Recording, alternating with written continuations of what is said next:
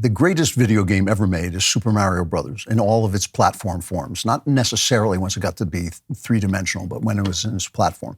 And we talk a lot about video games here because there's a question of whether they're art or not. And as I've said before, I think there is a developing art in video games. But remember, you have to use art as art, right? If you take an aspirin and you stick it on your forehead, it's not medicine. If you sit and play a game for 12 hours until your brain melts, that's not using it as art. So it's interesting to think about what kind of art are games going to be, or are they becoming? And I learned a lot from going to see the Super Mario Brothers movie with my grandson. He was seeing it for the third time. I was only seeing it for the first. And it was, the movie is a smash success. It's just huge. Mario is a great game. Video games, like I said, are still in their early phases, but this was one of the earliest great games. I think it probably was the first truly great game. It started in 1981. Mario was introduced in the game Donkey Kong, which was made by Nintendo to compete with the success of Pac-Man. Shigeru Miyamoto was the designer. This was his first game, but he became famous off of that.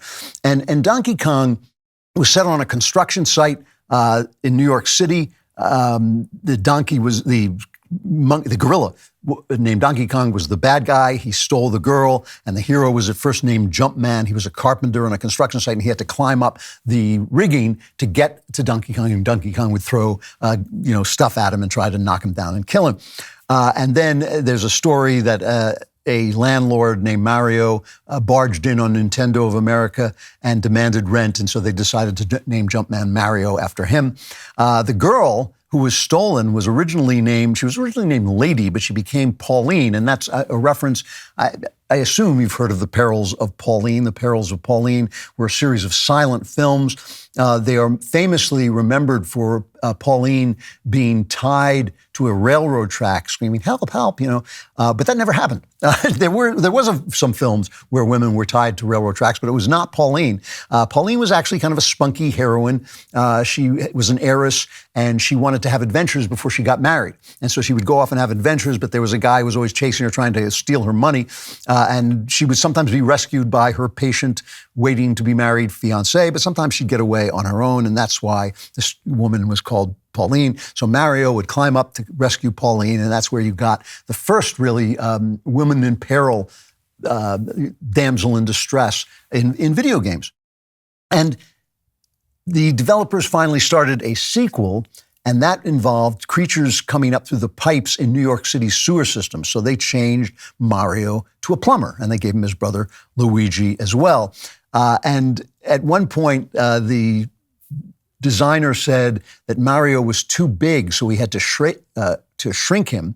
And we thought, how do you shrink somebody? And they thought, of course, of Alice in Wonderland and her mushrooms. And that's where you get these mushrooms, okay? So here's the thing.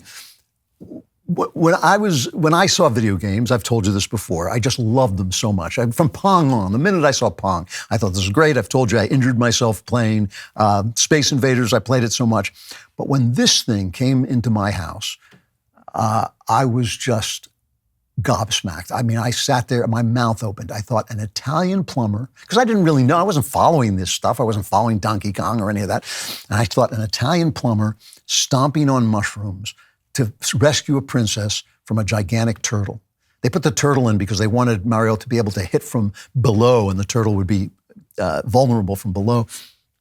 I thought, this is like a drug dream, but it's so creative, and it speaks to me somehow. I couldn't really put it into words how it spoke to me, but it did speak to me. I understood there was something about this that was incredibly compelling, not just as a game, though it was a wonderful game from the get-go, but something about this as a story was amazing and original and different. And it did have, if you think about it, it had this kind of theme of a working class guy taking on the role of the knight in shining armor to rescue the princess, which is a very, very American theme, right? An Italian plumber taking on the role of the knight in shining armor to rescue the kidnapped princess. That's a very American theme. So it did speak to something in me, and it's incredible. This thing was so popular. they tried a million ways to capitalize on this in other ways. One of my favorite parts of going to watch this movie with my grandson was before the movie came on, they played a series of some of these shows where they tried to make Mario into a television show, and they were so bad. One of them was a cartoon show that began with a live action segment, and Mario was played by Hall of Fame wrestler Lou Albano. And so and they would have these celebrities who are obviously like on children's shows who have no idea who they are. Some pretty blonde girl comes in. Just take a look at this for just a little bit. It's really funny. Well, it says right here that you two are the best plumbers in Brooklyn and quite possibly the world. Yes, Nicole, that is absolutely true. Not only that, but we are also very, very neat and clean. In fact, what do we always say, Mario? Hey, you slob, that's my pizza. No. Neatness counts. Oh, yeah. Good. I need my kitchen sink fixed. Certainly come to the right place. We'll demonstrate right now just how good we are with absolutely no obligation.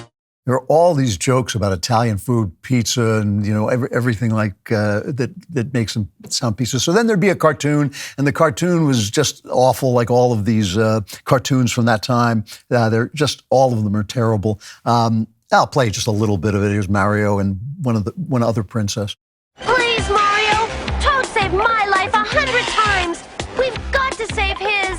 Don't worry, Princess. Luigi and me'll climb that mountain before you can say spaghetti and meatballs. I can't. I'm allergic to mountains. My favorite part of the show was the end song. You got to hear this. Do the Mario swing your arms from side to side. Come on, it's time to go. Do the Mario. Take one step and then again. Let's do the Mario all together now. This song was so bad they actually did a parody of it on SpongeBob SquarePants once. So this show lasted for 3 months and then went off the air. And the next year they tried again, 3 months, went off the air. The next year they tried again, 3 months, off the air. These things just sucked. And finally, they made in 1993, they made this unwatchable live action. Listen to the cast of this, right? This is how much money went into this. Bob Hoskins, John Leguizamo, Dennis Hopper, Fiona Shaw, one of the great ladies of the British stage. They made this movie. It is so bad. Here's a little bit of the, I think this is the trailer. They're brothers. They're plumbers. Oh no. Mario! Luigi! They're on the trail of a kidnapped princess and a mystical meteorite. It's incredible! That gives anyone who possesses it the power to rule the universe. Get me the rock! Come and get it, lizard breath! Now, they must rescue the princess. Luigi! Alien species escaping. And make it safely back Later, alligator. to our world. Fiona Shaw must wake up screaming when she remembers that. Just awful. So why does this new film work? Why does it work? Well, first of all, it's funny. We were talking about the writers early on, the writers on strike. It's really well written, and it's well written because it gives Mario legit opportunities to be in the game world that all the kids love, right? So, for instance, there's a scene where to prove himself to Princess Peach, he has to go through an obstacle course. And of course, the obstacle course is just a level from the game. I'm sure you've played, if you like games at all. That's really clever. That is really clever writing. You know, there's another thing where he's in a gladiator fight with Donkey Kong, and it's a level from the game. So that's just clever writing because you're watching the show and here's a character that you know and love. And if you like the game, you'll like the movie. So that's good. It's funny. It's got a couple of jokes in there for adults that are pretty funny. But it does do the same thing as the other versions in that they have this idea, and this was an idea that was in the original development phase of the Mario games. There were games in which he was a plumber in Brooklyn. He was a plumber in Brooklyn and went through a magic pipe, and the pipe took him into this magical world. And so that's what happens in the show. They give him that origin story. wonderfully just accepts all the rules of video games without explaining them. So at one point somebody says, I need a power-up, It's like, don't play video games. No, what's a power-up? But it doesn't matter. They just know who their audience is, and they do it. And they do these other things, which is they humanize Mario and Luigi in ways that Hollywood now does by rote. I watch a lot of thrillers on Netflix. A lot of times in the gym, I'll put them on while I'm on the elliptical or something like that. And one of the things they now do by rote is they give people a backstory that explains their actions. My mother never loved me, so now I have to go and kill this girl. Or, my father was arrested and unfairly, so now I have to prove that I'm an honest man and prove his innocence. So they always give them these backstories, and they do that with Mario and Luigi. His father doesn't believe in them. Their father doesn't believe in them. Their business is not doing that well, and they're trying to get their business going, that they don't have confidence. They feel they have greatness in them. It's all this stuff. And what struck me as interesting about that is the whole thing about the game is Mario doesn't have a character. He has the aura of a character. He's more like a figure in like a myth, like Oedipus has a kind of a character.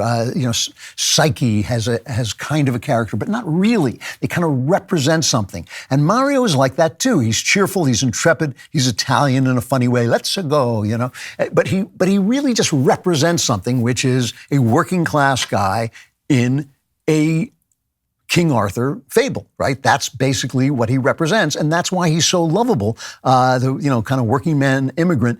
And so it's kind of King Arthur Americanized, but you don't really know him. You don't really want to know anything about him. And it works in the movie sort of, but the more they do it, the less it's like the game, which tells you something about games. It tells you something about the way they can tell stories and the way they can't. People are always telling me, this is a great story and this has great characters. I've never found that to be true. I find game stories very repetitive. They're limited by gameplay, except for some of the puzzle games, which like Inside, which can be quite creative.